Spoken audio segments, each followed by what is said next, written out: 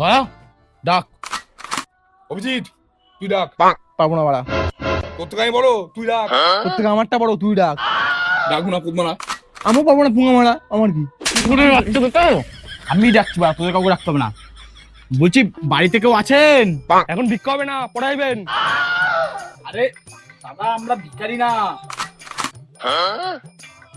আবে শালা আজকালকার ভিখারিদের তো সেই চোদন, স্যুট বুট পরে ভিক্ষা করতে এসছে। তুই বা চিনিস আমাকে? আমি কে তুই চিনিস? বা বলে দে তো আমি কে। তুই চিনিস কে? ইনি হচ্ছে সিআইডি এসিপি প্যাডম্যান। স্যার আমি বলছি ও হচ্ছে এসিপি পদমারান।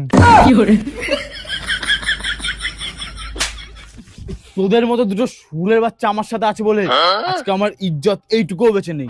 তোদের কাউকে বলতে হবে না, আমি বলছি আমি হচ্ছে এসিপি পদ্মুমান।